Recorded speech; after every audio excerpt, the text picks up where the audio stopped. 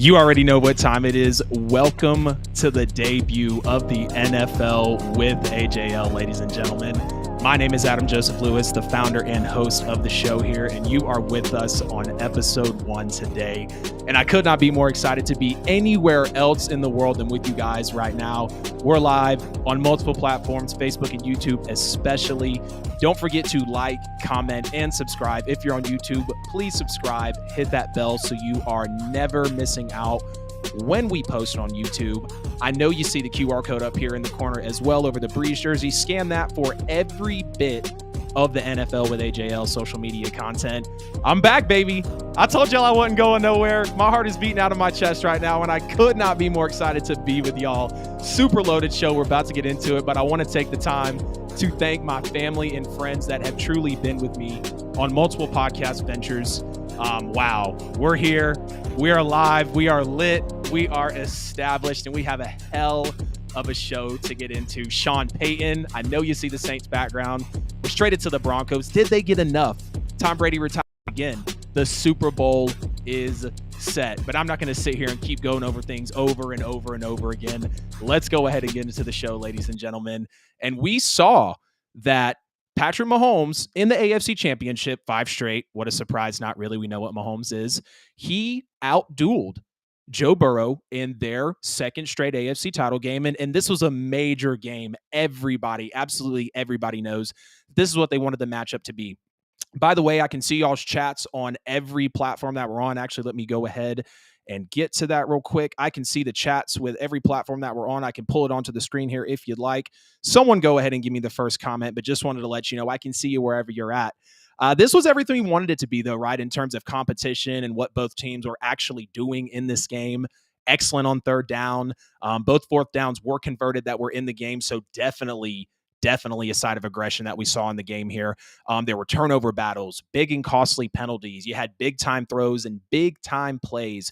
Gutsy and also at the time questionable play calls, and overall just insane quarterback play in this AFC title game. But that's what we came for. That's what the 50 million people wanted to see. Maybe not that much. I know that's the Super Bowl. And that's what we wanted to experience in this title game. No rushing yards really, but who cares, right? That definitely could have helped out Cincinnati and possibly even Kansas City as well. But this was just a back and forth matchup between, Patrick Mahomes and obviously Joe Burrow. I still can't get over the fact that he said the window is his whole career. Him and Geno Smith, just absolute one-liners for the NFL season here. But you definitely got to admit that the Bengals did get ahead of themselves. We heard the Burrowhead comments. We heard of, Joe Burrow's 3-0 against Patrick Mahomes. He's outplayed him, which all was true. But we can't sit here and act like that, it wasn't back-to-back Super Bowl appearances that were on the line for Cincinnati. I mean, we're acting like Patrick Mahomes didn't go for 5 straight AFC title games in the 5 years he's been a starting quarterback in this league. We're acting like he's not an MVP. Like he's not a Super Bowl MVP. Like he doesn't have Andy Reid. Like he's not one of the best to ever do it already. I'm not going to get crazy like people on ESPN and Fox have been saying that, oh God, is Patrick Mahomes the greatest of all time already? Is Patrick Mahomes top 5, top 3, top 2 already? I think we can maybe put him into the conversation that he is top 10 yet, but not trying to get off into that tangent. A lot of people have been going crazy with the Mahomes talk lately, but it is respectable. And you got to look at the fact that even though he was hobbled in this game, 67% completion, 326 yards, 2 touchdowns, no interceptions, the fumble, and then you have the 105 passer rating. This whole on one leg thing, I wasn't necessarily buying into that with Patrick Mahomes. And if you saw me on this Justin Sports show, shout out Justin Marville. I'm always on there with him on Mondays at 7 p.m. Eastern. You can check him out everywhere. Hashtag This Justin Sports Show. Excuse me, we were just talking about how, I'm not even going to lie, I lost my thought there. But let's go ahead and keep on rolling with it, right?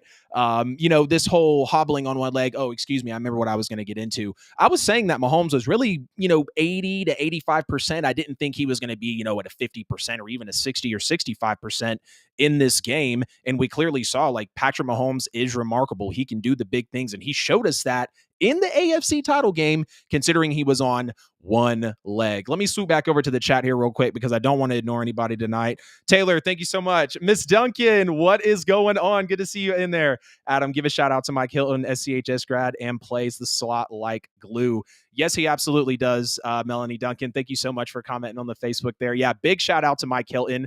I won't lie, I actually didn't know that He was from SCHS, which I absolutely hate to say that. SCHS, Sandy Creek High School, down here in small town Tyrone, Georgia. Not too far from Atlanta, but overall, yeah. Taylor Mobley says, how do you feel about there being the first two African-American quarterbacks facing each other?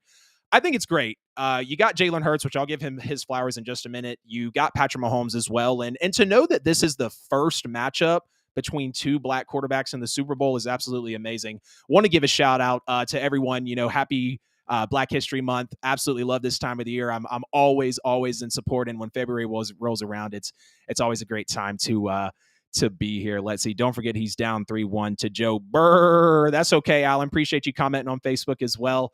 I can actually show these comments. Let's see. Yeah, that's perfect. Well, it'll kind of interfere a little bit, but we still see it. Alan says, don't forget he's down 3-1 to Joe Burr. He is.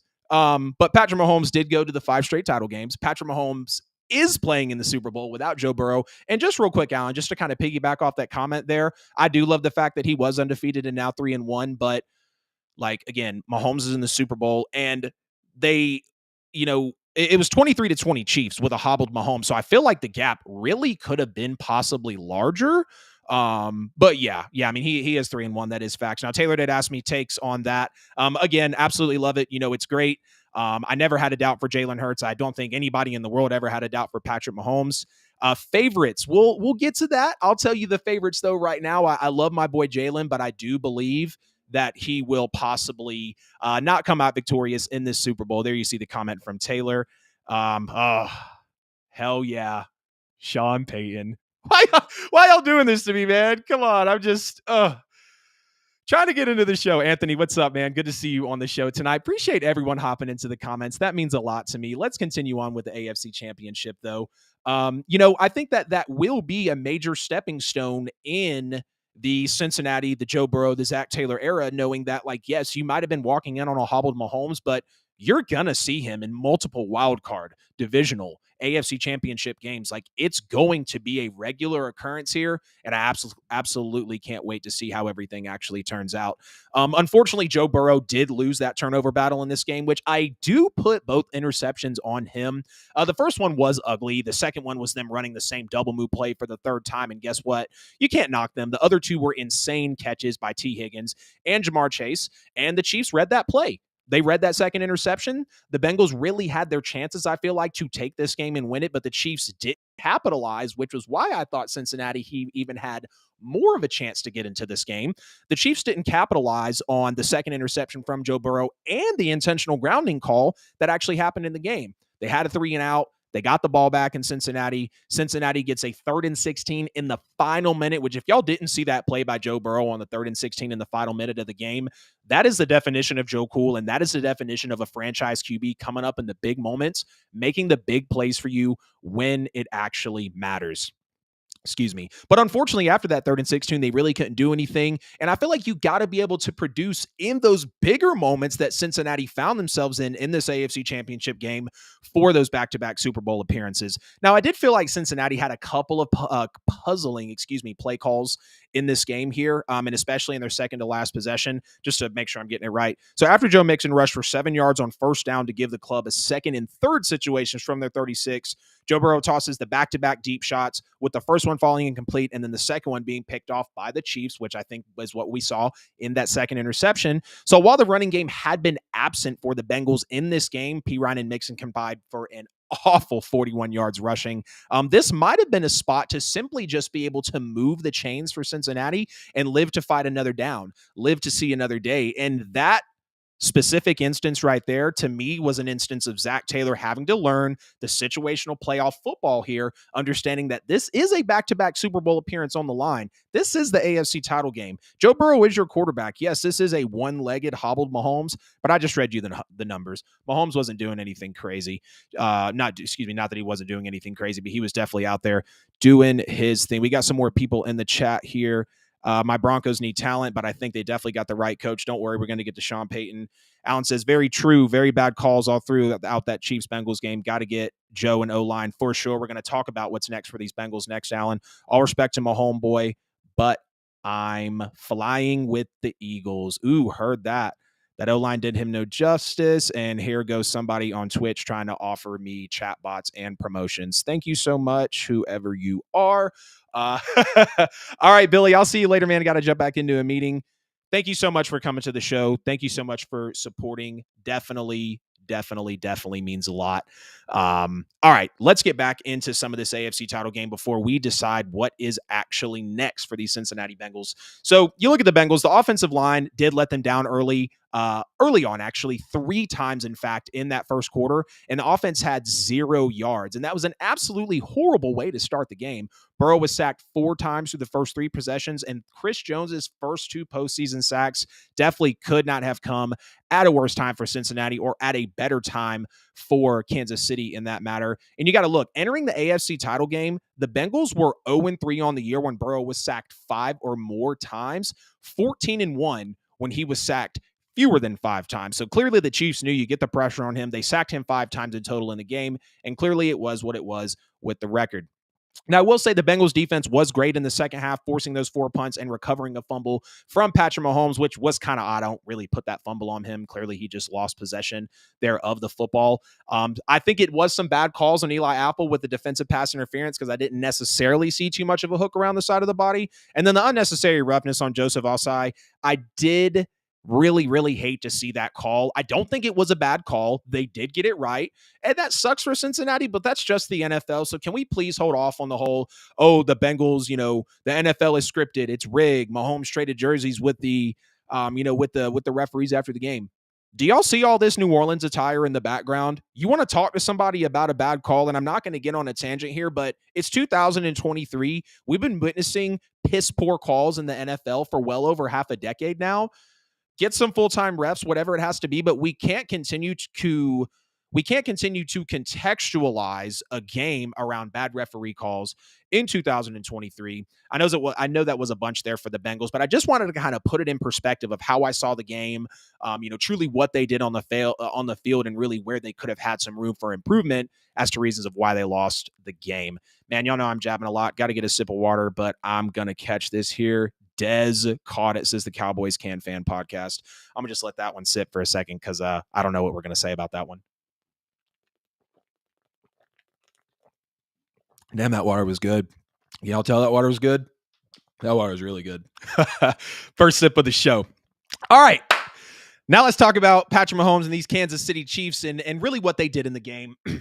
Obviously, Mahomes kept it simple. I thought it was amazing that he was able to spread the ball around to over 10 different receivers in this game here. And the fact that he only used his legs when he had to, the dude's an absolute freaking gamer to scramble, essentially to put them into field goal range. Obviously, that's when the happened when I was just mentioning about Joseph Ossai, however you say it. But Mahomes is an absolute freaking gamer. And you could see on the field that his ankle was hobbling him at times. But again, his play was remarkable. 67% completion, 326 yards, 2 touchdowns, 1 weird fumble, no picks, 105 passer rating. MVS shows up major for Kansas City. And check these numbers on Travis Kelce for a second. Travis Kelce's all-time postseason stats, all-time, out of everybody, not just tight ends, everybody that's ever played in the postseason, 127 catches, 1,469 yards, 15 receiving touchdowns, are all second all-time in NFL postseason history. So you already know the greats we're tossing in there: Jerry Rice, Randy Moss. I believe he's actually behind Rice, which is absolutely great for Travis Kelce.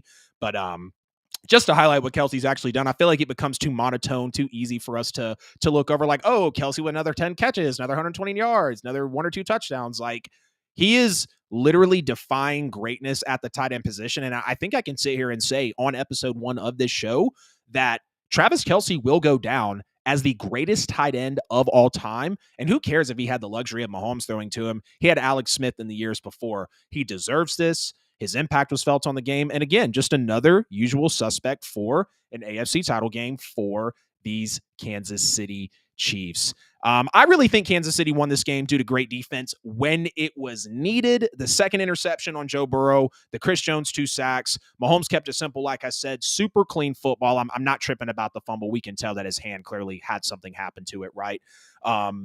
Big throws when he needed, and his scramble really showed his grit. So at the end of the day, I got to say that Andy Reid slightly outcoached Zach Taylor with a hindered on one leg Patrick Mahomes.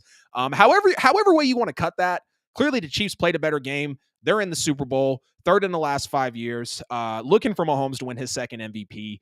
I got the Chiefs winning it. I'm going to have a couple Super Bowl episodes coming after this. Again, we're live on Tuesdays, Fridays, 7 p.m. Eastern time on everywhere at the NFL with AJL. Want to check the chat again. Matthew, what's going on, buddy? Thank you so much for hopping into the chat. Anthony says, you got my Titan. Yeah, right. My Titan sacked him 9 times, and we still lost. Yeah, I think that was last year, right, Anthony, when they actually had when I think Ryan Tannehill literally threw like a pick on the first pass of the game. Tannehill threw 3 picks in that game, and a lot of people are like, oh, Cincinnati, they didn't win the game. Ryan Tannehill gave it to him. I totally understood that there. So no worries at all. Let's see. How does this chat overlay look in here?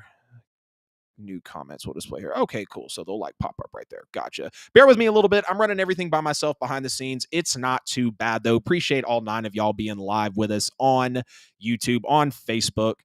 Refs have always been trash, Justin. Yes, they absolutely have. Good to see you, by the way, brother. Shout out Justin Hudson, one of the day ones. I want to say he has supported every single podcast venture of mine. Everybody in here on the chat has supported every podcast venture of mine, and I couldn't be grateful for y'all. Yeah, the refs have always been garbage. RTT equals dog water. I hear my dog, literally, as you say, dog water, Alan.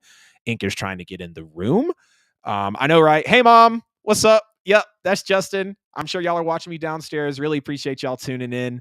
All right, let me make sure I have the right lower third here, because now we got to ask the question of what is next for the Cincinnati Bengals here. What is their biggest need right now? What do they really need to do in order to get back to the AFC Championship or overall get to a second Super Bowl? And Joe Burrow's, 3 full years of being a starter don't really include the first year because of the injury.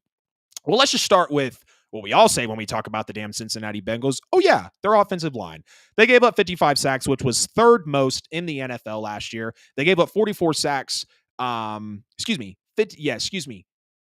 up 55 sacks. 55 sacks, which was third most in the NFL the year before. And then they gave up 44 sacks this year, which was an improvement.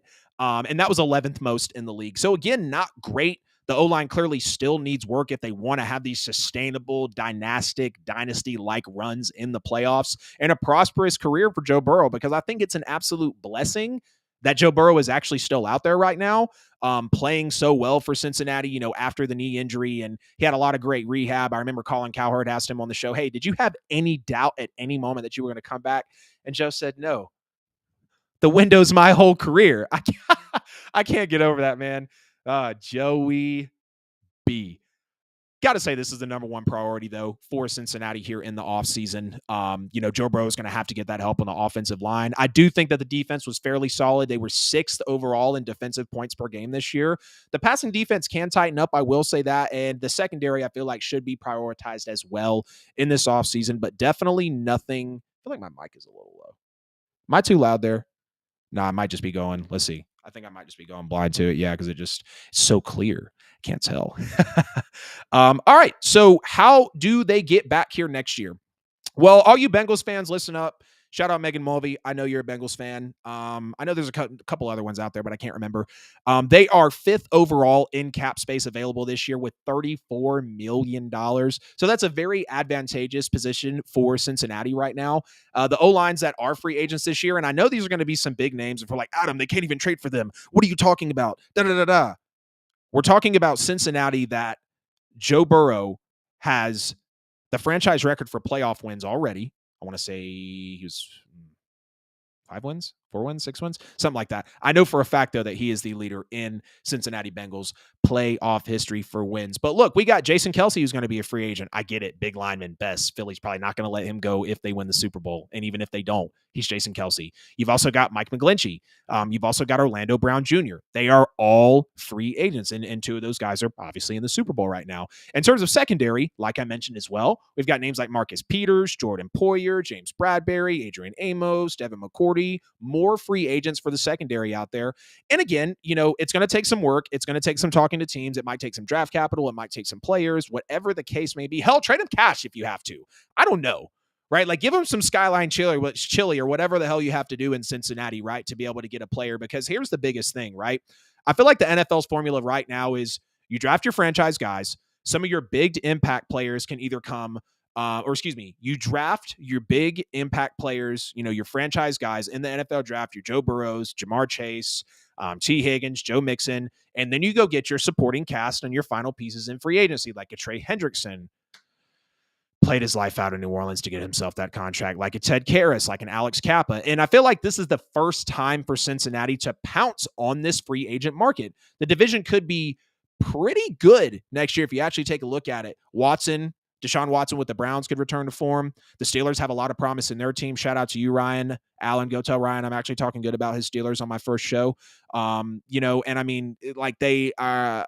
Kenny Pickett is not looking too bad. You've got Mike Tomlin. You've clearly got that defense. Never had a losing season, so they could come back. Let them make a couple moves. I didn't look at their cap space, but let them make a couple moves, and you'll be able to see possibly what happens there.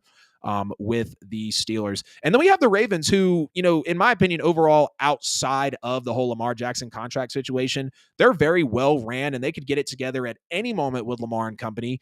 Or Cincinnati can make a move and truly emerge and separate themselves in this conference, in this division, in the NFL. They're in the conversations of the Chiefs and the Bills and, like people expected the Rams and the Packers to be good, like really better than the Rams and the Packers. They are in those top elite team conversations. They are led by Joe Burrow and a quarterback who I doubted a lot as the first overall pick, and the dude is blowing it out of the water. Go make a big move. Like the fans are waiting. I'm waiting. Go make a move. Go grab somebody. And I know people are going to hop in the comments on YouTube, Facebook, TikTok, wherever you see this clip at, and they're going to be like, oh, we did make moves. Look at Henderson. Look at the O-line. I get that. Look at the progress of the season. Look at some of your numbers. I know numbers aren't everything, but in terms of the sacks, that's a cold, hard number. Okay? We can't unsee that, and we know that that's a problem right now for Cincinnati. Going to check back in the chat over here. Again, thank you guys so much. This is the NFL with AJL, episode 1.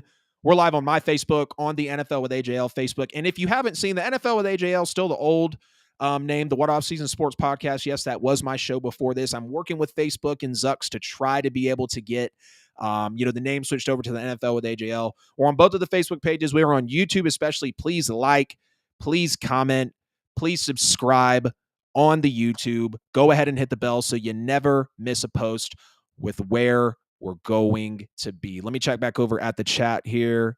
RT17 equals dog water.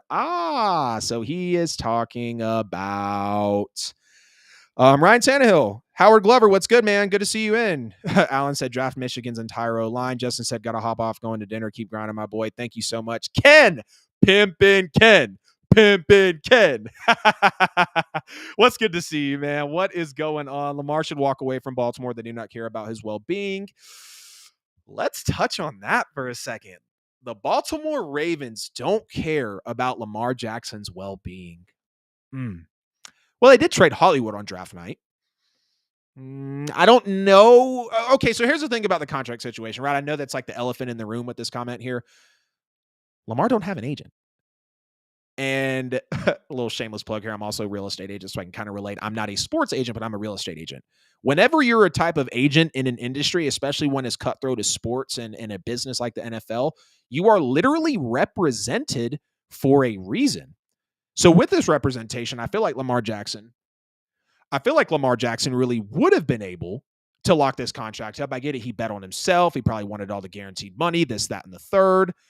But yeah, I mean, I can't say that they haven't necessarily cared for his well-being, but The comment is it's valid, bro. I totally feel you there. Howard said, what's going on with the Atlanta Falcons and this being the 5th season they haven't made the postseason? Howard, that's a good question, man. I honestly think Arthur Smith is doing some pretty solid things over there. Quarterback situation, wide receiver situation, defense. They got the running game. Tyler Allgeier's a stud. But I think honestly, man, that just comes down to, honestly, I really believe that just comes down to ownership, coaching staff, front office. So I think it's a lot deeper than the players, and we've seen that for about 10 years in Atlanta now. Gio said, let's talk the QB1 situation in Las Vegas. Who would be the best fit in McDaniel's system?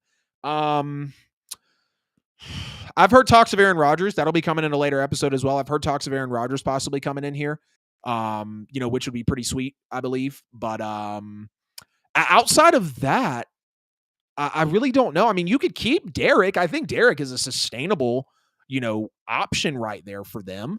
But outside of that, I mean, it's looking kind of slim. Like, are we going to talk about Jimmy G? Like Aaron Rodgers, like I said, I think Aaron Rodgers could be good in that situation. You got Devontae Adams again, but I think the McDaniels system is unfortunately where the downfall is. All right, let's get back to it, ladies and gentlemen. Man, 25 minutes in, y'all got me going. We got to get to this NFC Championship that was pretty crazy. Pretty crazy for sure. The Eagles blew out the 49ers 31-7 as the 49ers shuffled quarterbacks to have 5 total quarterbacks starting for them this year. Absolutely crazy. This has sparked so much. Oh my God, is Jalen Hurts ready for the moment? Is Nick Sirianni really doing his thing? Is the team, like there's just so much going around this right now. And we're acting like Jalen Hurts didn't go damn 14-1 as a starter this year. And I'm tired of the disrespect for Jalen Hurts. I seriously am. And this is the time for me to give Jalen Hurts his flowers now that he is in the Super Bowl. Everybody listen up for a true assessment of Jalen Hurts. The definition of having the spotlight taken from you and having to rewrite your story and gain your respect again, which it should have never been lost, in my opinion. Transferred from Alabama to Oklahoma after Tua took his job. And I think we all know now, this is really funny now that I've got to start in this point out like this. I think we all know now that Tua is not as good as Jalen Hurts. Tua was hot on the spot because he came in and threw the game-winning touchdown against my dogs to Devontae Smith. It was so crazy how things come all the way around. But today, anyone that's on this panel with me, or in the comments rather, that you're going to be watching this video, whatever, on the shorts or medium form, whatever, we know that Jalen Hurts is a better quarterback than Tua. So clearly, I get it. Nick Saban win now. Alabama, big powerhouse. Like they were kind of in that transition of, okay, now we might be putting quarterbacks into the league. But we know that Jalen Hurts is better than Tua Tagovailoa right now. Being replaced in the championship game by Tua, like I said. And in my opinion, if you ask me, he was the second or third best quarterback in this draft behind Joe Burrow and possibly Justin Herbert. I'm not going to be here for that debate. Herbert's great. Hurts is also awesome. I think their effect on the game is about even. I will say that Hurts is in a Super Bowl. Hurts has, got multiple playoff wins. Hurts was the 1 seed. Hurts is in the MVP conversation. And I'm not going to take anything away from Justin Herbert, but in terms of that draft, he was definitely the second or third best quarterback in that draft behind Joe Burrow. And like I said, possibly Justin Herbert as well. Second in Heisman votes behind Joe Burrow. And people don't remember that Joe Burrow actually won that Heisman voting by a landslide. Largest margin of victory ever in Heisman history. And people seem to fail to realize that, obviously Tua got hurt as well.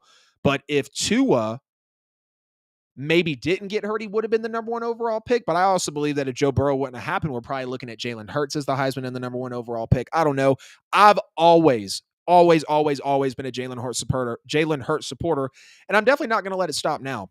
Now, when he got drafted, the Eagles took him in a puzzling way when Wentz had just been paid an absolute boatload of money, and now he has taken major leaps in his last 2 seasons. He's one of the best rushing quarterbacks in the league. He's highly intelligent. He's poised. He's accurate. Now people are saying that the Eagles have been loaded all year and that Jalen isn't having to do a lot, which is semi-true. But let me tell you the numbers here for a second. So he did right, only throw for about Lamar Jackson type numbers here, 3,700 yards, 22 touchdowns. But don't act like his impact hasn't been seen and felt on the field all season long. He accounted, y'all ready for this one? He accounted for 35, 13 of which were rushing touchdowns, 35 touchdowns of the 59 offensive touchdowns that the Eagles have scored this year. So that's 59%. You go look at the Joe Burrows, the Josh Allens, the Justin Herberts, the Patrick Mahomes of the league. They're floating around that low 60, mid 60, somewhere around in the 60% range. And it's like, oh, Adam, 59% for Jalen Hurts. Oh my God, it's not 65. Really? Are your eyes lying to you? Are we really going to sit here and say that Jalen Hurts being in the MVP conversation behind freaking Patrick Mahomes, for crying out loud? Oh yeah, they're both in the Super Bowl. We're really going to sit here and say that he shouldn't be given his flowers and that, the team's loaded. And I'm not going to get too much further into it, but I love Jalen Hurts. That's my guy. You can argue whether he's Bama built or from Oklahoma as a Sooner any day of the week. I don't give a damn. I really don't. I love that my boy's in the Super Bowl, and it is what it is there. Now let's take a look at the fact that his legs did also account for 13 of those touchdowns. He was fourth in the league for all players. Fourth in the league for all players rushing touchdowns. Accounted for 60% of his total offensive touchdowns for his team that's in the Super Bowl. Oh, but the team is loaded. The team is loaded. It can't be. It cannot be Jalen Hurts. Yeah. Okay. It can't be Jalen. That's funny. It's just me on the panel, and I'm acting like I'm arguing with four people. But hey, this is why we love the show, right? Fourth in the league for all players in in rushing touchdowns. The offense was ninth, in pass yards per game. That's on the arm of Jalen Hurts. Oh yeah, and they were top 9 in scoring and rush yards per game too. We already talked about the touchdowns he was accounted for. So now you got the Eagles heading to the Super Bowl after beating Daniel Jones and Brock Purdy and Josh Johnson. And is it going to be CMC or Debo again? Oh no, here comes Brock Purdy. And we figure out he tore his UCL. Prayers for you, Brock. You have a hell of a story, bro. I'm a podcaster. I don't give a damn if you were the last pick in the NFL draft. I have major respect for you, and I think you just paved the way for a lot of guys that are coming up in the NFL. So I definitely want to give you your props. Guys, I haven't forgot about you in the chat, but I can tell if I'm, chat topic, it'll kind of make the show longer, which is not a big deal. But I'll try to hit a topic and then, get into the chat afterwards, address it before we move on there, or at least, my little bullet points that I have in here. Let me go back and check now that we're talking. Let's see. Falcons will be fine in the long term. Yeah, I know what you mean, Ken. Watch out for my boy D. Alford, number 37, next year for the Falcons. Dude's a beast. D. Alford. Oh, I'm thinking, okay, so I was thinking of Robert Alford. Gotcha. I was like, doesn't he already actually play for the Falcons? All Nick Saban did was create a monster when they pulled him out of that championship game. Thank you, Alan. Comment of the show. Let me drop that overlay. All Nick Saban did was create a monster when they pulled Jalen Hurts out of that championship title game. Love you, Alan. I'm probably going to use that for the beginning of a cut when I put it on social about how I'm giving Jalen Hurts his flowers. Anyways, though, let me go ahead and drop that bad boy off, and we're going to go ahead and get back over here. Oh, yes, sir, Bob. We got the graphic back up. Now, let's get back into the NFC Championship, ladies and gentlemen. Have the Philadelphia Eagles been tested enough to win it all? They only beat Brock Purdy, Adam. It was only Daniel Jones, bro. You don't remember that Jalen Hurts only lost one game as a starter this year. But we're not going to talk about that. Already gave him his flowers, so let's go. Now, in terms of being tested enough to win it all, I will say, other than the Cowboys twice, in which Jalen Hurts didn't play in that second match, and the Jaguars, hell no. Absolutely not. I don't think they've been tested enough to get to it. But I do know that they've won 14 games. I do know that their quarterback is in the MVP conversation. I do know that they're the most balanced team in the NFL right now. But I'll stick to the topic so we can kind of flesh this BS out of the air. I know they struggled against the Colts when the Colts were awful, and I know that they lost to Washington. Shout out to JT and the Don for calling that one. I hope I see you on the show soon, bro. And in the comments today, don't forget to get down there. And they did play a close one with Arizona. So, this would deter me as an Eagles fan, but this was my claim earlier in the year with Philadelphia. Jalen Hurts and Nick Sirianni are gamers, but they are untested, and this is their first championship run. I actually said that last year when I think some people were like, oh, could they possibly beat the Bucs in the wild card? It was 31-0 at one point in that wild card game. Again, shout out Nick Sirianni, second year, Super Bowl, first year, wild card. Year before, they were 4-12. Jalen Hurts is pissed on the sidelines because they're clearly tanking to get a better draft pick. So this team has come a long way, right? Like, we know that the Eagles have worked their freaking asses off in order to be able to get to this Super Bowl. But again, this is the most balanced team in the NFL by far. Their defensive line is the best in the NFL in sacks and pass rush rush win rate. These dudes had 70 sacks. 7-0. The Philadelphia Eagles had 70 sacks on the season. Perspective. That vaunted 84-85 Bears defense, maybe not 84-85, but that 84-85, 86 type of years on the Bears defense, which had 72. So this year's Eagles only had 2 sacks short of that. That 72 sacks is an NFL record. The Philadelphia Eagles came within 2 sacks of doing that. 2 sacks of doing that. Yeah, this Philadelphia team is very, very balanced. Now, the next closest this year in sacks for perspective was, how about that? The Kansas City Chiefs with 55. The Eagles are 8th in defensive points per game, 1st in defensive pass yards per game, so the secondary is on lock, but they are middle of the pack in defensive rush yards per game at 17th. Now, the O-line, of course, has done wonders. Olane Johnson, Jason Kelsey, that's no question here. I want to get back to the chat just to see what we might be looking at. Put him behind the Bengals O-line, and you have a different story. I like Hurts, but he does have an amazing line. D. Alford, Spalding, high zone. Love to hear that for D. Alford. 69 of them were on my time. I don't know what you mean there, Anthony. Of course, of course, Ken. Yeah, like you put Jalen Hurts behind Cincinnati's O-line. Like, let's be real. You put any quarterback behind Cincinnati's O-line, like they gonna look like shit. Like, let's just be real. They're not gonna look very good. Unless you're Joe Burrow. Which, by the way, I feel like every time I say his name, I have to go, the Windows my whole career. Like, do I need to get the cigar or something? Like, Joe Burrow is just so icy, dude. Maybe I should mute the mic when I drink water. I don't know. Get in the chat. Tell me, can y'all hear me drinking the water that heavy? Because I am a thirsty boy. Man, it's going to be a long show, but it's all good because I am having a blast right now, guys. Let's go ahead and get back into it. So, we've seen some talk about the Eagles being frauds if they don't win the Super Bowl. They've had the second easiest schedule in terms of in 2022 per strength of schedule last year. They beat Daniel Jones, Brock Purdy, Josh Johnson, Christian McCaffrey, Debo, Brock Purdy again, whoever it was, right, in the NFC title game. But that's some of the talk we've been hearing. So now you have to venture into, did Jalen Hurts' performance worry you for his first Super Bowl? 125 yards, 1 rushing touchdown. People are losing their minds over this. And I'm just going to say this. No. Because when Brock Purdy went down early on in this game, the whole game plan for Philly, I feel like, really changed. They ran the hell out of the football over 40 times for almost 200 yards in this game. So why do you use your star quarterback in Jalen Hurts when you don't need to? Are we competing with Josh Johnson? Are we going to compete with the pass that Christian McCaffrey threw about the rumors of, Debo Samuel possibly going out to get on the field? An injured Brock Purdy that came back in because they really didn't have anybody else to even just hand the damn ball off to Christian McCaffrey, who was trying to be quarterback? So we're supposed to put our MVP caliber quarterback in there with a comfortable lead of 20-plus points and actually have him play. Take it into context, guys. Y'all want to rag on Jalen Hurts so bad, but don't realize what he's actually done this year. And again, I had the Chiefs winning, but I am going to be unbearable if the Eagles win the Super Bowl. I just want y'all to know. And probably, I'm trying to use a fancy word, even more unbearable if he wins Super Bowl MVP. Okay, so the whole Jalen Hurts, not really anything in his playoff games, this, that, and the third. He's in the Super Bowl, guys. He's in the Super Bowl. Oh, but Adam, so many bad quarterbacks have been to the Super Bowl. It's 2023. Blake Bortles stayed in the AFC Championship for a reason. And I know you're probably wondering, why Blake Bortles? That's the only recent quarterback in memory that I knew actually had a far run to actually be able to get into things.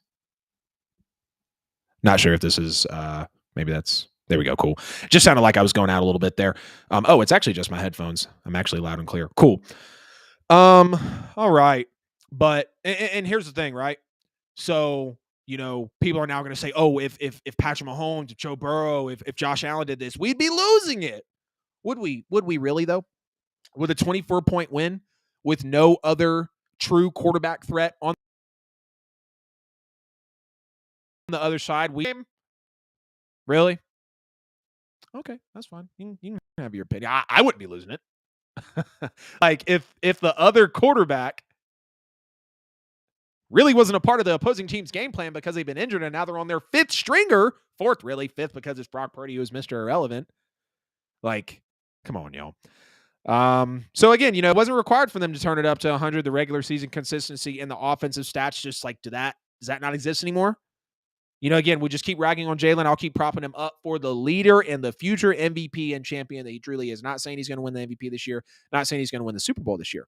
Although both are possible because he's in the running. Okay, off of Jalen Hurts. Off of Jalen Hurts, I had the chance for my boy, and I took it. Chance said the Chiefs won't win, man. I'm almost 90% sure Mahomes has a torn knee. I haven't heard that. I can try to confirm that for sure, but I haven't heard that Mahomes has a torn knee. He did have a high ankle sprain. Want to go ahead and put Chance's comment up here. Appreciate you for hopping in, brother. Yeah, I don't believe Hurts has, or God, Hurts. I don't believe that what's his face has a torn knee. I want to make this a little better. There we go. I'll have to find some. Bengals should have been in. Just saying. Yeah, that's a possibility too. I will. But everything's a possibility. Gotta cut these filler words. I don't think Cincinnati truly played well enough to get to the AFC title game. One, obviously, because they lost, but two, I just want to take the whole Mahomes injury out of context for a second. I mean, as much as I can, but then it's you have to link back into it because, okay, would it have been worse? Would this have been a 35-20 AFC title game win for them? I don't know. Chance said you won't hear it until after the season, but the way his knee looked when he got hurt last week, when he got hurt again, looked like he tore it. Yeah, I will say he was pushing the hell out of it. He was pushing the hell out of that knee. Shanks, what's up, bro? Good to see you in here, Shanks. Shanks, Dylan Shanks, call him Shanks. That's what he was called in high school. Cool dude. Said a Chance. I haven't heard that from anyone, but I wouldn't be surprised he doesn't move like it's. Hell no, he don't move like it's an ankle injury. What's up, Howard? What you got for us? What's your percentage that you think the Chiefs will win? Because I agree that they'll also win. I mean, I'm taking Andy Reid over Sirianni. I'm taking Mahomes over Jalen, clearly. I do think the Eagles have the better roster, but I think quarterback play and coaching is really going to be, at the forefront this year. Right now, bro, I'm probably saying 70% Chiefs. And the Eagles are favored. The Eagles are 1.5-point favorites, which is really crazy to me. I agree with the knee tear. Heard that. All right, if Pimpin' Ken says it is true, I've learned a lot from him. He's 47% of the reason I started this podcast. Don't ask me the number. I just came up with it. And for real, though, if y'all don't know Kenneth Spradlin, that's my uncle. That's really that's like a second father to me. Love you so much, bro. I'm so grateful you're here for the launch. Thank you especially for sticking in with us. Pause. Thank you for sticking with me through this podcast venture. You were the first guest on What Off Season, and you've been great. I said 75%, but you were definitely close. Yes, sir. Yes, sir. Yes, sir. All right.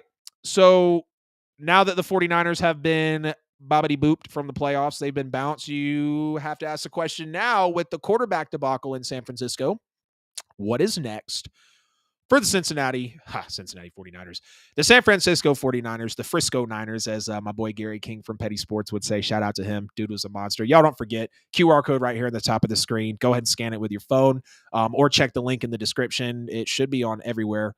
Link in the description or link in my social media bios at the NFL with AJL for all of our content. We will be on Apple Podcasts, Spotify, all your podcast platforms. I just got to get this processed and uploaded first, and then we'll be out there. Let's talk about the Cincinnati 49ers, though.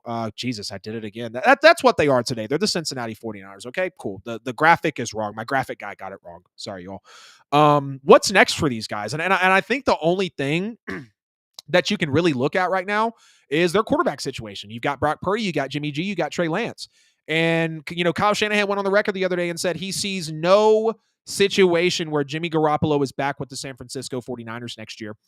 So you got Jimmy G, again, Trey Lance, Brock Purdy in the room right now. None of these guys are special. Take a guess. One gave you a hell of a run in the playoffs a couple of times. And take another guess. The other didn't even throw 500 college passes. So where do they go? Well, I just got to say up front that I just don't see San Francisco moving off of Trey Lance, who has played in 8 NFL games, started 2 of them, thrown 102 NFL passes, 797 yards, 5 touchdowns, 3 picks, 55% completion. They gave up 4 picks for this guy, and 3 of which were first rounders. And don't get me wrong, Kyle Shanahan's out there. He's seeing the Mahomes. He's seeing the Josh Allens of the world. Now what Joe Burrow is turning into. He's like, I got to go get me one of those guys. I got to go get me a freaking gamer. I got to go get me a playmaker in this NFL draft. And again, I saw it, unpolished star. I truly thought that Trey Lance was really like an unpolished Cam Newton, but hoping he transferred, into that Josh Allen state. I will forever stand on the hill that Josh Allen is a rich man's Cam Newton because he can actually throw the football. Taylor, don't get mad at me for messing with the microphone because I know I'm so bad at that. But yeah, big stature, very shifty, big arm, big playmaker type of guy. But again, I did think this was a major swing for a team who mortgaged their future essentially, but they were built to win now. So it's really hard for me to see them moving off Trey Lance because, here's the thing. I get it. We're a couple seasons in. So sorry if y'all heard that. I get it. We're a couple seasons in. He's injured, this, that, and the third. But knowing how well that the Niners are realistically ran, just look at the track record of the last 5 years, right? Jimmy G makes a couple of throws, has a pass intercepted by Jaquiski Tartt. We're having a completely different conversation about what the Niners do, right? But I mean, it's just, I don't believe with the past track record of the 49ers that they would actually move off of Trey Lance. Where do you send him? Who, again, 102 NFL passes, 797 yards, 5 touchdowns, 3 picks, 55% completion. And they gave up 4 picks for him. So who is going to take that? Again, his payday's not here yet. It'll be coming soon. But yeah, I don't really see them moving off. Want to see what y'all got to say in the chat. Y'all are popping in the chat tonight. Man, I love it. Love you too, buddy. Appreciate you, man. Chris said, I think the Eagles have a good chance, but I've also learned you can't count on this Chiefs team. Mahomes is hurt, yes, but there's still that chance. I'm a fan of Hurts personally, so I'm saying go Eagles fly. Eagles fly on the road to victor. Fight, fight, fight. I might just butcher that. So sorry. He said again, I think the 49ers may mock with Purdy or draft a quarterback. Yeah, I don't think they're going to rock with Purdy, bro. I'm about to get into that. Between Vegas and Jess, wherever Rodgers doesn't go, Jimmy does go. That's a good point there. You can add Colts in that mix too. They need to keep Purdy and pray he can come back. Lance is not the answer. Josh Allen's the next Brett Favre. For Josh Allen's sake and for that comment's sake, I freaking hope not, because Brett Favre was madly uncoachable in my opinion, very risky, very dependent on big things, and I just believe Josh Allen personally has more potential to be able to make things happen. Shanks said if they don't bring someone else in the mix, they'll go with Trey Lance over Purdy. I honestly agree with that, Shanks. I really do. If they don't bring someone else into the mix, they'll go with Trey Lance over Purdy. They've poured too much money into him just to let him go because of injuries. Yeah, totally agree. That's what I was just saying, so you hit the nail on the head there. Now let's talk about Brock Purdy. Well, Brock Purdy's Brock Purdy. Remarkable 7-1 record as Mr. Irrelevant. Again, Brock Purdy, major freaking respect for you, bro. When you see this episode, give me a shout. I'd love to bring you on the show. You'd be great, bro. To know that you were drafted last and like your coach came out there and said, the way he's in the locker room, the way he's soaking up the plays, this dude is out there, right? Totally love to see that from you, bro. But he fit in very well with this 49ers team. The schemes, we know what being in a Niners offense really calls for from the quarterback, but Brock Purdy did hurt his UCL. He's out for 6 months and honestly looked pedestrian at times during his play, which, again, not a knock on him, but that's why he was the very last pick of the NFL draft. Scouts are pretty good at what they do. I believe so anyways. Obviously, we have busts in the league, but you can only, grade a guy off of what you see before he gets drafted and, the money and the maturity and the brain growth and all that comes. When you're asking 21 and 22-year-olds to lead a $4 billion franchise business, essentially. So everyone knows Brock Purdy's not the guy, nothing special, very average game managing quarterback. And then you have the injury prone Jimmy Garoppolo, who has taken you to 2 NFC title games, won one of those. And honestly, if he doesn't miss a throw in the Super Bowl, we could again be having a very different conversation right now. And if Jaquiski Tartt and his defensive secondary picks off Matthew Stafford last year in the NFC title game, again, we're having a very different conversation right now. He would have taken you to 2 Super Bowls. Now, I'm just going to throw this out there. Aaron Rodgers to San Francisco sounds very, very sexy to me. Very, very attractive. The defense, the O-line, weapons, coaching. A recent winning culture. They're ready to win now. Rodgers is uber talented. You've got Kyle Shanahan, but I'm sure Rachel Serlin, if you see this on Facebook, shout out to you. I'm sure that these Niners fans are tired of being in the conversation for best roster in the NFL year in and year out and not having anything to show for it. Man, oh man, this show is going so well. Money doesn't matter if he isn't on the field. Pedestrian is good for a rookie. Yeah, I mean, yeah, absolutely. Don't get me wrong, Ken. Pedestrian is good for a rookie, but like I just said, like y'all get in the comments and let me know. Have the 49ers not been in top 3 to 5 roster conversations for the last half decade in the NFL? Yes or no? And when you look at how, maybe not, half decade, but for the last few years, ever since they really came onto the scene, and went to the Super Bowl and didn't really slow down since, had some hiccups, obviously, but obviously quarterbacks and stuff. But yeah, I personally feel like they are tired of just being on the edge. Like we're almost there. Same reason Cincinnati needs to make a move. Cincinnati's on the edge, but in a better way because they just got here. Cincinnati doesn't want to fall into the pit in the realm like the Niners are right now, or kind of like my New Orleans Saints did. Like you're on the verge, and really the problem was Breeze, respect to the jersey in the background. It was the arm, not really the players. The coaching was great, but you don't want to get on that verge of like, hey, I'm knocking on the Super Bowl's door. Oh yeah, but I need a solid wide receiver. Or I need a great quarterback like we're talking about here. Or I need a safety, that could possibly quit giving up those big plays. Tom Brady wasn't the guy until he was. Not saying Purdy.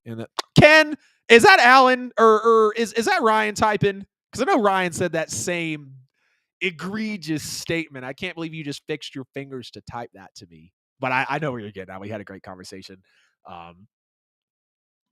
when I was there last. Man, I should have grabbed 2 bottles of water. We're 51 minutes into the show. Let's get it. Like I said, oh boy. All right, we're here. We're at the part of the show that, when the news broke, I was like, I'm grateful that I'm debuting the show this week, but I knew it was going to happen. Y'all see the Saints background. Y'all clearly know I'm a fan, and y'all clearly know that Sean Payton was traded by my New Orleans Saints to the Denver Broncos for a 29th overall pick this year. And a second pick this year as well. The Saints turned around and traded a 3rd rounder up to get that 2nd rounder for this year and obviously sent Sean Payton out the door. So the immediate reaction from a major Saints fan, I'll just be frank, the "my heart isn't in it" comment really seems like bullshit right now. Clearly the last and the latest run of New Orleans exhausted him. Obviously, we had the no call. The year before we had the freaking missed tackle. We had what should have been called pass interference, offensive pass interference on the Vikings just 2 years after the Minneapolis Miracle. He throws 3 picks in his final game, and then Sean Payton goes 9-8 with the Saints.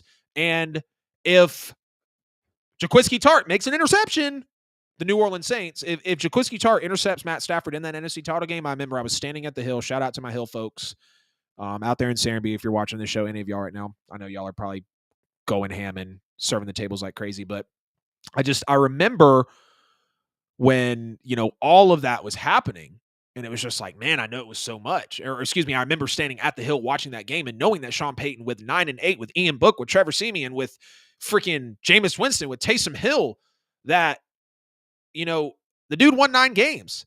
So immediate reaction, I really don't felt like we got enough. I said, and a lot of people, not a lot of people, but some people are, in the podcasting game, in the NFL world and stuff. They're like, oh, like the Saints have I'm not going to say elite defense. They did kind of get to the elite status, like better than good, but not great status towards the end of the year. They were not great or really even good, in my opinion, for at least half or 75, 80% of the season. But the defense, obviously you got Kamara, which is kind of worrying me. I feel like the hot days of Kamara are gone. Obviously Michael Thomas has dwindled away, but they got Chris Olave, they got Rashid Shaheed. So like they've got some promise in the team, right? And, my personal thing was you look at the quarterback talent that's in this draft class and you're like, okay, like I was really hoping for Houston. I was really hoping for Arizona to be able to trade for him so they could come off with that 2nd or 3rd overall pick. Maybe Indianapolis with that 4th overall pick. But here's why I think Sean Payton would be worth that and why he needed it. Why is he worth that one? The New Orleans Saints had 1 playoff win, if I'm not mistaken, before Sean Payton showed up in the 40 years without him. Sean Payton comes in first year, 2006, year after Katrina, first year back in the Dome, NFC title game. Obviously, we get waxed out by the Bears, but it is what it is. The New Orleans Saints were in the NFC title game. Like, we were one of the worst sports franchises in history. 3 years later, we go on to win the Super Bowl. We were pretty competitive up until Bountygate happened. Obviously, a lot of 7 and 9 seasons, and then the 2016 and 17 draft class between Kamara, Thomas, Lattimore, Ryan Ramczyk, just all the guys that were really out there. I mean, picking up DeMario Davis, Marcus Williams, Chauncey Gardner-Johnson, like that draft turned around the Saints. And so the way that he was able to basically take one of the worst franchises in history and make them a contender for a better part of 15 years, it's pretty respectable. You look at the Denver Broncos. Hasn't been the greatest ever since Peyton Manning left. Clearly, your inspection period wasn't long enough on Russell Wilson, and so now you figured out that he was only capable of winning 5 games under Nathaniel Hackett, one of the few coaches to not even make it through an NFL season. And again, Broncos fans, they're tired of hearing the conversation of, man, that roster's so good. Man, that secondary's so good. Man, that team is so good. Oh, but we have Drew Lock. Oh, we have, what was it, Brett Rippey in at one point? And then you have Russell Wilson come in for a whopping 5 wins. So realistically, off the bat, like I said, the "my heart isn't in it" comment feels like bullshit because, Sean Payton left. And when, he was like, my heart's not in it. It is what it is, blah, blah, blah. And I just think realistically he wanted out. He was tired of, let's be real. Nobody really wants to live in New Orleans unless you have to. I just went there back in October. Shout out Michael Darby. If you're watching the show, he watched the Saints-Bengals game. And it's just not a pretty place to be. You go there for a week, you get drunk, hit Bourbon Street, like go see the French Quarter, maybe catch a Pelicans game or a Saints game, and then you're gone. You're catching beads at Mardi Gras and you're done. So it's not really a place you wanted to grow up, a place you wanted to live, a place you wanted to, really actually raise a family. And there were rumors, we all know Sean Payton wanted the Dallas job, wanted the Green Bay job. Mike McCarthy called Sean Payton when Mike McCarthy got the Green Bay job, and then Mickey Loomis called Sean Payton and said, hey, we'd like to bring you on, into which Sean Payton walked in, turned it around. So, to watch Sean Payton do that, and then for basically, 1 year without Drew Brees, I can't even get in the playoffs. You still win 9 games. Oh, my heart's not in it anymore. Is your heart really not in it, Sean? Or was it just the fact that you saw not even a rebuild, but a slight rebuild or a minor teardown coming for the New Orleans Saints? So my heart's not in it. I don't want to hear that, bro. Don't want to hear that. And I just want to say, for the whole "my heart's not in it" comment, if y'all watch The Herd, love Colin Cowherd, Colin Cowturd, whatever y'all want to call him. I think his takes are great. Love his segments. He's just a great guy. I love the show. He does what he does very well. Sean Payton was literally on there, and this should have been the indicator to me. First of all, he was on Fox wearing blue and orange ties. But then he basically said, find me all of Russell Wilson's 30-plus yard passes. Find me all of Russell Wilson's touchdown passes inside the 20, and then we need to line up his greatest hits to make sure that those song lyrics are always available for him to play his best tune. So he was basically saying on live TV with a very well-known broadcaster on FS1, who Sean Payton was also under, saying how he would dig into Russell Wilson and basically dissect it to where he would be able to turn it around. So if that wasn't an indicator, I don't really know what was. Cowturd, he gave y'all the "it's me, not you" speech. Ski up. They done sold us a lemon. Facts.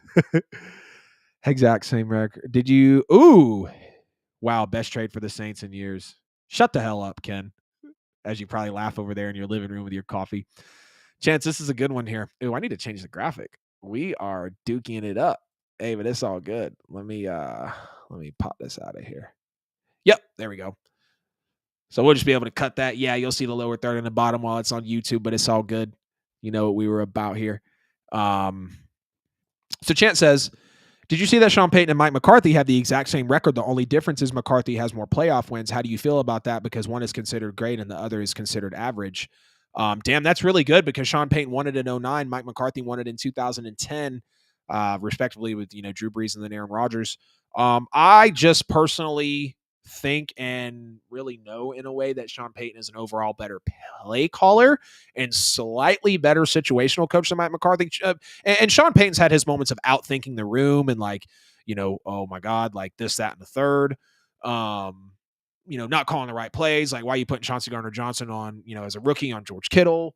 I was really on Dennis Allen, but there's been instances like in the NFC title game, the Saints pass at Michael Thomas, it hits the floor. It's like, why, it hits the turf. It's like, why are you not rushing the ball?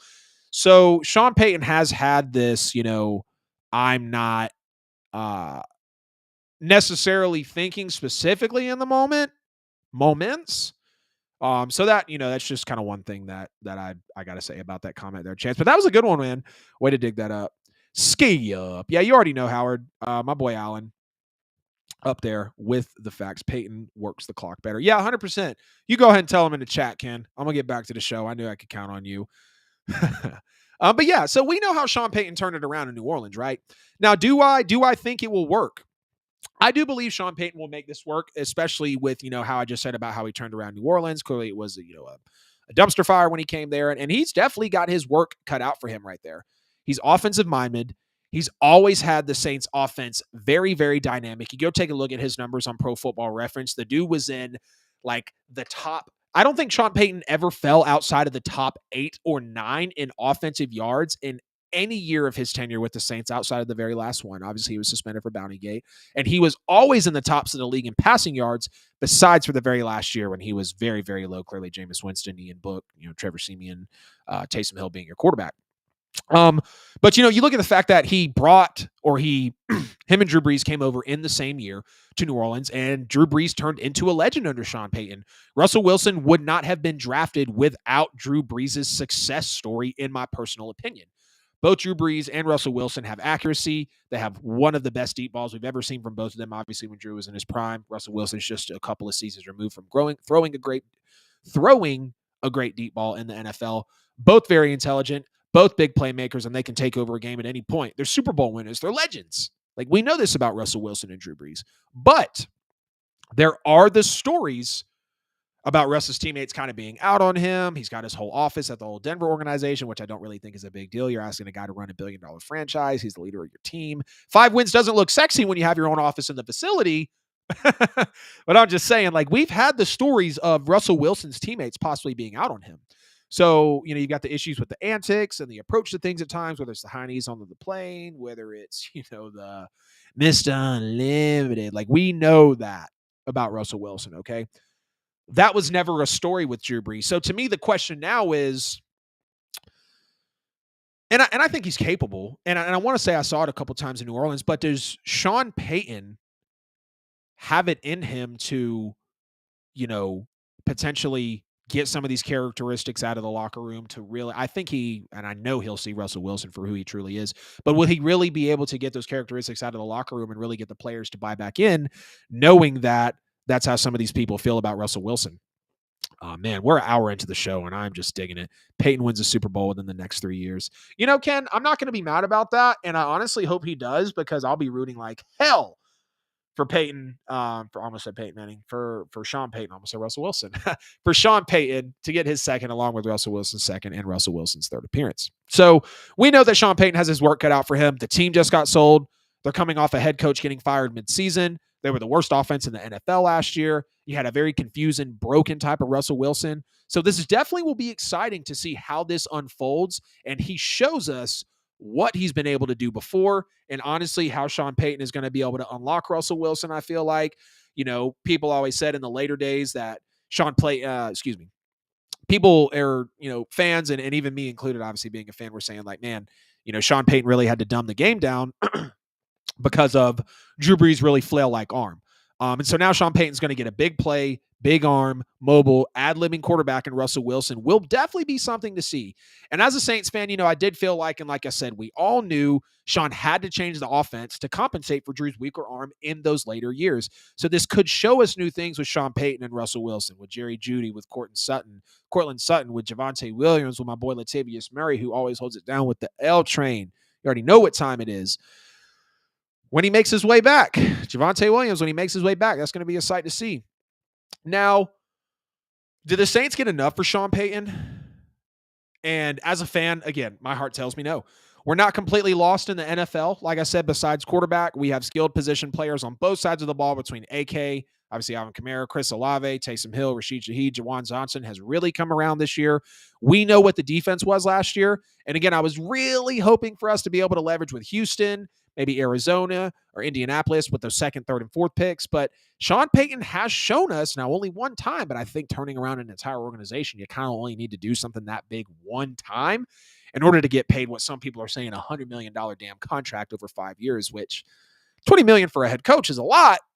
And Sean Payton is Sean Payton, but you do just have to keep that in mind as you're, wanting to bring him in, probably get more weapons for Rush, probably build this team into that perennial contender underneath Sean Payton, so Sean Payton can also have that control. So do be a little careful, Denver, on what that deal is going to consist of. Now, to me, this warranted at least 2 first-round picks or 1 top 10 pick in this coming draft, but I will say the longer Sean Payton stayed removed from the game, the less New Orleans could have possibly received. Of course, we need a quarterback. We need offensive and defensive line, which is so weird to say. And we need secondary and a corner and or a safety. Billy Ho, welcome back. Appreciate you. Ken, thank you for staying so loyal in the chat with me, my friend. Now, after all that with Sean Payton, 29th overall pick, we got a second rounder. We had to give up a third and Sean Payton to get both of those. Should New Orleans try to trade up with this outcome?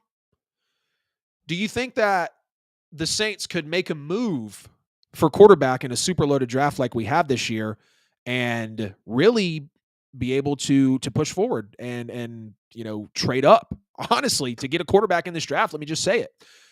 I wouldn't be a fan if I tell you that the Saints shouldn't try and jump to the top 2. Yes, the top 2 spots of this NFL draft. You take the 29th overall pick that you just got. You take next year's first rounder. Hear me out. You take Michael Thomas because he's already headed out, and you possibly take Caden Ellis as well. Pete Warner's going to fill in great for Demario Davis when he goes. I think Pete Warner's better than Caden Ellis. That's a package right there, dude. That's 2 first-round picks, a wide receiver 2 probably at best when he comes back. Michael Thomas has been out of the game for a while. I kind of think he might retire at this point. The dude got his bag. No shot at you, Mike. And then Caden Ellis, who clearly played well for the Saints this year. You jump to the top of the draft, whether it's, a top 2 pick, a top 4 pick. I think you have to look at a top 4 pick in this NFL draft because you're going to get either Bryce Young or CJ Stroud. I've been saying this for weeks.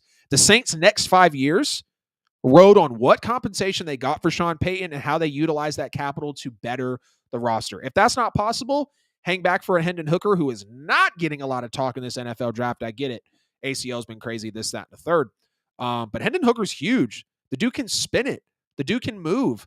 I wouldn't even be opposed to a Stetson Bennett, to be honest with you. I know everyone's not crazy about him. He's older than dirt, 12 years of eligibility, whatever the hell you want to say about him. The dude won back-to-back national championships. He's the mailman, you know what I mean? But Stetson Bennett really, really rise to the occasion with Georgia. And I'm not going to say that's going to translate to NFL greatness, but I wouldn't be mad if we drafted Stetson Bennett or obviously Hendon Hooker. Man, the show is loaded.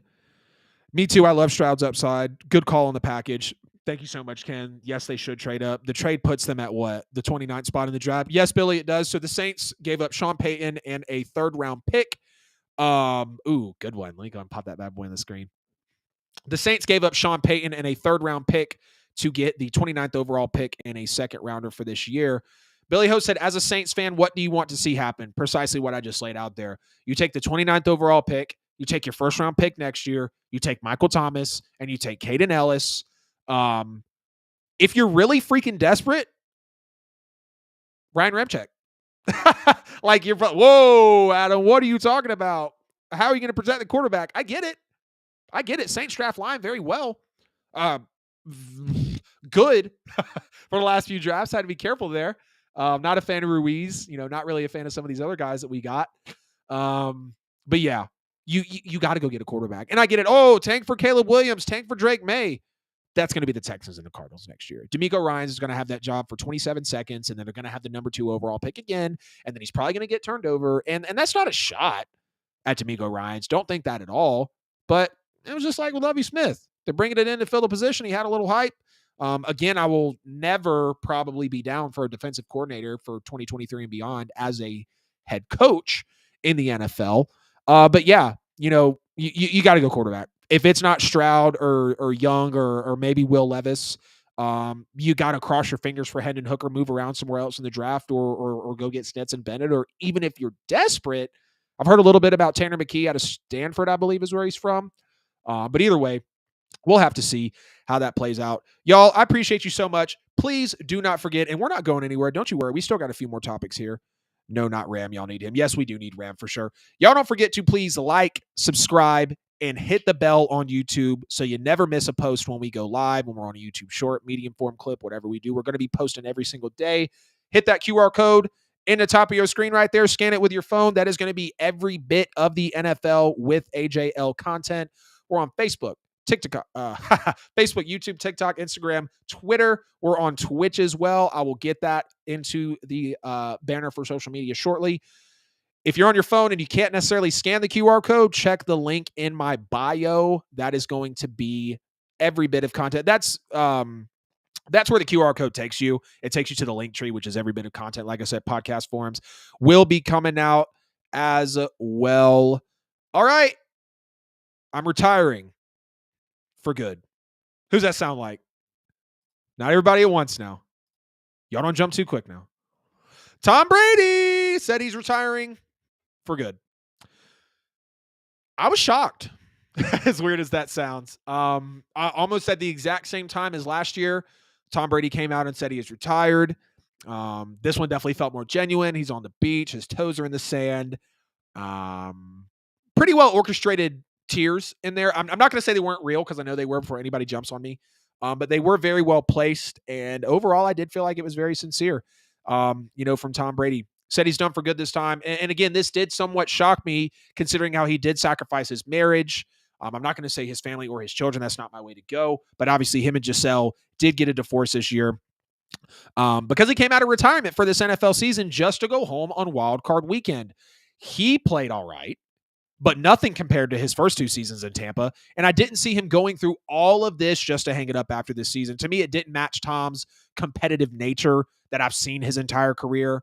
I mean, for God's sake, the dude spent, y'all realize Tom Brady spent more time in the NFL than he didn't. Tom Brady said he was going to play till 45. He did. Tom Brady got drafted when he was 22. Now he's 45. He spent more time in the NFL in his career, in his life, than he didn't. And I remember when he won his first chip back in Tampa, I was on an insane high horse on Petty Sports saying that he'd win 10 Super Bowls. There's no way Brady doesn't win 10 Super Bowls. And clearly I was off my rocker. I was out of my gourd there. Then I scaled it back to 9 Super Bowls in career. Obviously, he retires with 7, but I want to give Brady his homage here real quick. Tom Brady by the decade. In Tom Brady's 20s, he passed for a little over 21,000 yards, almost 150 touchdowns, and won 3 Super Bowls in his 20s. In Tom Brady's 30s, he doubled that to 40,000 passing yards, almost really doubled that again to 309 touchdowns, won 2 more Super Bowls, and also won 2 MVPs. In Tom's 40s, he threw for more than he did in his 20s with 27,600 passing yards, 193 passing touchdowns, 2 more Super Bowl wins, Jesus, and 1 NFL MVP. You could say that Tom Brady's 30s by itself, 40,000 yards, 300 touchdowns, 2 Super Bowl wins, 2 NFL MVPs. I mean, we've said it. Tom Brady had 3 careers in one. You could just take his 30s with 40,000 passing yards and 309 touchdowns, and that is that there. The definition of longevity, the best quarterback to ever play, Thomas Patrick Edward Brady Jr. is officially hanging it up. So farewell, GOAT. Keep your ass in Tampa. Go to San Francisco where your family's at. Spend time with your family. Live up the billion-dollar lifestyle. He played until he was 45 like he said he was going to. And I just want to say this real quick for Tom Brady, real quick. I know this season was real hard for him. Real hard for Tom Brady. No question about that. But I believe that he will be able to right his wrongs with Giselle and the family. And that's not my place to speak on that. But, like, if he's a fierce competitor in the game, he's got to be a fierce competitor for life. He's got to be a fierce competitor for his ex-supermodel wife. He's got to be a fierce competitor for his children that he loves so much. So I believe Brady will get it right. God. And by the way, in Tom Brady's 23-year NFL career, which is pretty crazy, just listen to this. In Tom Brady's 23 years in the NFL, he made exactly $333 million just out of the NFL. Tom Brady is now prepared to sign a 10-year, $375 million deal with FS1 right out of retirement. With Fox Sports. Tom Brady will make more over the next 10 years of his life by the time he's in his mid-50s than he did in his entire 23 years in the NFL. Farewell, GOAT. Go enjoy it, bro. Go stay being the number one quarterback out there. Go stay doing your thing. Yes, sir. Tom Brady, Favre. I don't know what you mean by that. I hope it's for good because he did it on Feb 1, 2022 and did it again exactly 365 days later. Yeah, that's why I loved him there when he was like, hey, guys, I'm retiring for good. I had my last dance last year. Everybody said what they wanted to, and obviously I did what I did, so I only get one time to take it out that intense. Oh, boy. Rolling into the last two topics of the show here. Y'all, I just want to say thank y'all so much. Like genuinely from the bottom of my heart, this is my third podcast venture. Y'all have seen me on What Off Season. You saw me on Petty Sports right here. Shout out to Gary King. Shout out to Mike Bell. Shout out to Raphael Sharper, who was Famous Fees with me, co-host on the show. Shout out to everybody there. Big shout out to my family and friends. Shout out to this Justin with Justin Marville for you really getting me back on the shows on Mondays and getting a fire under my ass to get back out there. Shout out to Kenneth Spradlin, Pimpin' Ken, who's not only been in the comments here, but been in the comments on every show, been an in-person guest on every show. Can't wait to have you a virtual guest on this show as well. Can't wait for the Mad Sprad to launch. Just truly thank you to everybody who is here tonight. The way that this podcast is now is how I really envisioned it being when I started. Can y'all believe July of 2019 was when What Off Season came out? And not even that What Off Season logo. It was the ugly like YMCA. Like, whew, hey, your boy did what he had to do, okay? It was like a $12 logo on Fiverr. So we learned our lesson. But I appreciate y'all so much. I mean, so much. You know, like, I want to thank God, truly. You know, Ken, I was talking to you 4 weeks ago, man, and I said I wanted to be putting on this show, and I'll be 100% freaking honest with you, brother. I didn't believe I was going to do it. I didn't believe that I would get the logo made and get everything set up and get the background and get the mic and get everything that had made this show possible tonight. I didn't believe it when I told you that a few weeks ago, Ken. But when I walked out on Sunday, before I went to do that open house, I did tell you, hey, I'm going to send you the link on Friday. So I just want to thank everybody again, like genuinely, it wouldn't be worth it and it wouldn't be possible to do this without honestly the support of y'all. Subscribe and can't wait to see more. You're on your P's and Q's. Thank you so much, bro. Really appreciate that. Really, really do. And again, thank you, Ken. Really, y'all gonna make me get emotional. No, not really. Y'all know I cry over anything though. For the people who really know me, y'all know I cry over anything. All right. Last couple topics in the show here. The Dolphins finally hired Vic Fangio as defensive coordinator, but there were rumors of Denver trying to bring him in. Those are totally circulating. And of course, we heard Sean Payton said before he even took the job in Denver that he wanted Vic Fangio as his defensive coordinator if he did coach this year. And we know the Dolphins were the middle of the pack in defense. They were 15th in overall yards last year. They were the 6th worst passing defense. They were 4th overall in rushing yards, so they could clearly hold you back on the defensive side of the ball running. And then 24th in points per game, giving up 42% of third downs, which is 26th in the league. So clearly here for the Dolphins, there is room for improvement. We know their offense can beat to the leagues really any day of the week and hang with anyone when they are playing at that tops of the league level. I think Miami's taken a great leap over the last 2 seasons, even after firing Brian Flores, which I feel like a lot of us forget. And it's like, wow, Miami really went out and got Tyreek Hill. They really brought in a coach in Mike McDaniel who, invigorated Tua's career a little bit for what we want to call of it.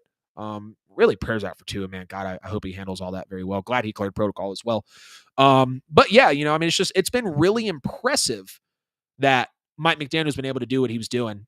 Tua was taking some leads. I'm not propping Tua up, but Tua was clearly playing better this year. Like the fact that Mike McDaniel took all of Tua's best plays of his career and literally compiled those into a highlight film was absolutely great. Like that spoke levels to me to actually know that Mike McDaniel did that.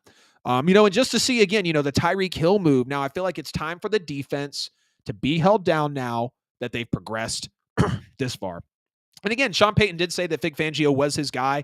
And if he did come back and coach, but clearly he's back now, but Fangio was with the Dolphins. And I could have seen Denver really bringing in Fangio ASAP, Payton exercising his power, flexing those muscles, making big moves. Early on, I really could have.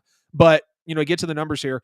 And Vic Fangio's 19 years as a defensive coordinator from 1995 to 2018, with a few years off in between, he was top 10 in total. He was top 10 in total defensive yards 8 times, so roughly half of his time there. Top 10 in points 7 times, kind of roughly his half of his time there, and top 10 in takeaways 7 times also. So we know what Vic Fangio can do. There's no question about what he actually brings to the table right now. Go look at his numbers again, Pro Football Reference. That'll tell you anything about coordinator, players, coaches, whatever you want for it. Now, there were also reports that Vic Fangio was waiting to see what the Niners did with their defensive coordinator, what they actually had in store, especially since, like I said, D'Amico Ryan signed a 6-year contract to probably last for, a total of 27 seconds in Houston, and then he's going to be booted off. And, that will be that. I got to get better at these graphics, but it's all good because YouTube's just going to soak up the content. But the Dolphins did get Vic Fangio. That is a fact here. I had the lower third ready just to show y'all. See, I was ready. I was ready to go. All right. Last topic of the show before we get out of here. Kellen Moore is in as the Chargers offensive coordinator. And, there's 2 things I thought of. One, did they need this? Joe Lombardi wasn't horrible. Justin Herbert, 3 years. I mean, come on now. We know what Justin Herbert's been. And then 2, well, no, really just 1. Did they need this? Or will this unlock a new level of Justin Herbert? We'll wait and see. But after 2 years of Joe Lombardi's top 10 and top 5 and 10 offenses, respectively, in 2021 and 2022, the Chargers let him go and bring in Kellen Moore, who did great work in his 4 years in Dallas. Want to pay homage to some of these numbers here. Kellen Moore is offensive coordinator from 2019 to 2022 for the Dallas Cowboys. He was second in total offense, second in total yards per game, third in points per game, and total first downs, and EPA. I actually looked up what EPA is. If you don't know, it's expected points added. So basically, it's the efficiency of each play to get the offense closer to scoring a touchdown, which clearly is a large metric. Basically, how effective is the play to get your offense closer to the end zone? He was third in EPA, and he was fourth in third down percentage from 2019 to 2022 as the Dallas Cowboys offensive coordinator. He also, for his 4 years, he finished first in the division 1 time, second in the division twice, and 1 third place finish. His quarterbacks respectively threw second in the league for passing yards and then 7th this past season. But again, did the offense really need this attention? The defense was average to not pretty this year. They were 20th in defensive yards per game, 7th in pass yards per game, 5th worst in rush yards per game, and 22nd in defensive points per game. So really only the secondary what was on lock. Everything else was, 20th and under, 5th worst in rush yards, defensive rush yards per game. That's been an issue for quite a few years now with the Chargers, and we've seen the concerns for them year in and year out. The defense, the secondary, the offensive line, the health, like what's it actually going to be? And we've seen Herbert be under duress in this offensive line outside of last year. It hasn't necessarily been the greatest while he's been there. Overall, about middle of the pack, and that's why obviously Rashawn Slater was brought in. Unfortunately, he didn't make it to the end of this season, but his impact on the field was clearly felt, and we know what Rashawn Slater was truly capable of. That's why they took him where they did. Now, on the contrary, Byron Leftwich spent 4 years, those same 4 years as the offensive coordinator for the Bucs. And as a play caller, his quarterback finished first in the league in passing twice and third twice. He won a Super Bowl. He won the division 3 consecutive years. And he got several interviews for head coaching jobs last year. And since being fired, has had a few teams express interest. He just got fired about a week ago. Kellen Moore was brought in by the Chargers less than 24 hours after being let go. And Kellen Moore and the Cowboys mutually parted ways, which is really good. But yeah, so did they need it? In my opinion, no. Is it going to make them better? Maybe a little bit, yeah. But just to have that contrary for Byron Leftwich, I felt like that was definitely worthy. Any teams out there that are looking for a good OC, hell, I wish the Saints would move off Pete Carmichael. We can go steal Todd Bowles out of the division. But yeah, and again, I think this will elevate Justin Herbert's game. But again, not that it was needed in my opinion. And this will be great for Kellen Moore and for Justin Herbert's career. So overall, Kellen Moore did get brought in. It is going to make them better offensively. I'd like to see more out of that defense because, again, shout out to NFL Mike, who used to be Mike on the Mike podcast. As a fan, You're tired of hearing we got a great roster. You're tired of hearing we got a great, quarterback. You're tired of hearing that we're getting better with the coaching. Like, when is it actually going to happen? When is it actually going to pay off? I get it. They got to the playoffs, but, Joe Lombardi was there for a couple years and the offense was pretty respectable. Like I said, top 5 in 2021 and top 10 this past year. So Kellen Moore's in. Are the Chargers in the playoffs next year? We do not really know. Going to hit these last few chats before we get out of the show for the night. Granny, thank you so much for telling me that you're a natural. Taylor, thank you so much for saying you're welcome. I know that sounds funny, but you know me with the couth, with the manners and the etiquette. Ken said, helps when your play caller builds the game with the GOAT. That's an absolutely good hire. Oh, yeah. Absolutely. Absolutely. For sure.